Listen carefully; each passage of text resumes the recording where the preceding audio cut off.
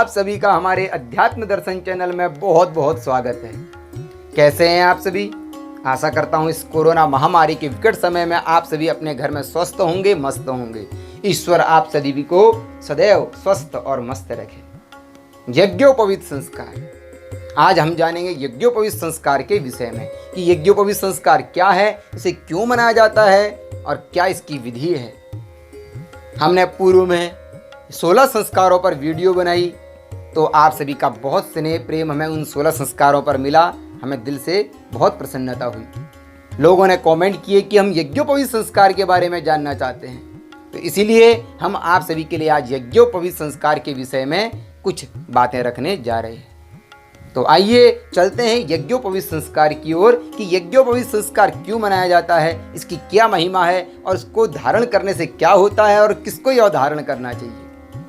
अपनी वीडियो प्रारंभ करने से पूर्व, अपनी बातें रखने से पूर्व मैं आपसे निवेदन करूंगा कि हमारे इस चैनल को ज़्यादा से ज़्यादा शेयर कीजिए, लाइक कीजिए, सब्सक्राइब कीजिए, क्योंकि आप ज़्यादा से ज़्यादा शेयर करेंगे तो उससे क्या होगा कि ज़्यादा से ज़्यादा लोग हमारे हिंदू सनातन संस्कृति के विषय में जान पाएंगे। और हाँ, सब्सक्राइब करने के बाद बेल आइकन जरूर प्रेस कीजिएगा, क्योंकि आप बेल आइकन जब दबाते हैं तो हमारी जब भी नई वीडियो आएगी उसका नोटिफिकेशन आपको प्राप्त हो जाएगा। इसे सब्सक्राइब के साथ साथ बगल में बेल आइकन का एक घंटे का बटन होता है, उसको जरूर दबाएं। तो आइए चलते हैं हम यज्ञोपवीत संस्कार की ओर कि यज्ञोपवीत क्यों मनाया जाता है। यज्ञोपवीत संस्कार, जिसे हम सामान्यतः जनेऊ नाम से जानते हैं, लेकिन यह कोई महज धागा ही नहीं बल्कि हमारे हिंदू सनातन संस्कृति का एक विशेष प्रतीक है। यह दिखने में 3 धागों वाला साधारण धागा जरूर दिखता है, लेकिन यह धागा हमारे ब्रह्मा, विष्णु, महेश इन तीनों देवताओं के प्रतीक होते हैं, जो देव ऋण, ऋषि ऋण, पितृ ऋण व सत्व तम रज के प्रतीक होते हैं। आप सभी को जानकर हैरानी होगी कि जनेऊ की एक एक तार में 3-3 तार होती हैं, यानी कि कुल तारों की संख्या 9 होती है। तो आइए अब हम जानेंगे उन 9 के 9 तारों का अपना अपना क्या महत्व है। कहा गया है कि उनमें से एक मुख, 2 नासिका, 2 नेत्र, 2 कान और मल मूत्र को मिलाकर पूरे 9 होते हैं। इसका मतलब होता है अच्छा बोलो, अच्छा खाएं, अच्छा देखो, अच्छा सुने।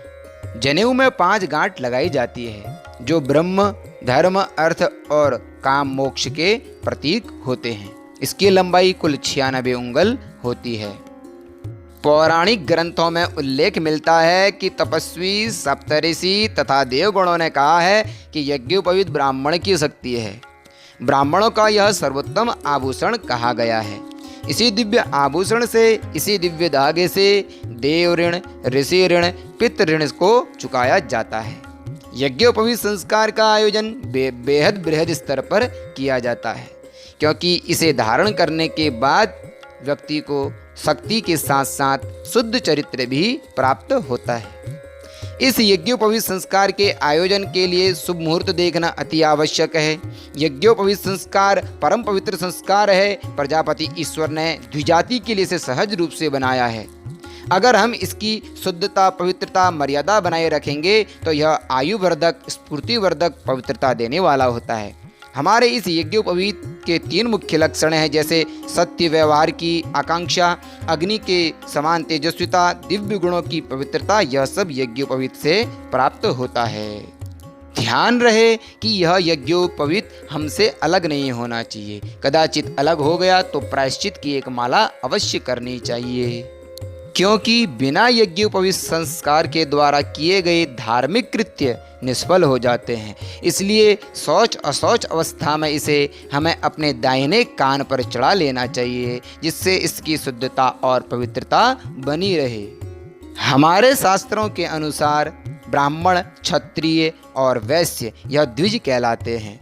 यज्ञोपवीत के बाद ही यह तीनों द्विज कहलाते हैं, क्योंकि यज्ञोपवीत धारण करने से उनका दूसरा जन्म होता है। इसलिए यज्ञोपवीत धारण करने के बाद हमें नित्य गायत्री का जप करना चाहिए। यज्ञोपवीत व गायत्री मंत्र का जोड़ा मानो ऐसा है जैसे लक्ष्मी नारायण का या फिर गौरी शंकर का। और जन्म मरण की जो भी क्रियाएं होती हैं उसमें भी इसे अवश्य बदल लेना चाहिए।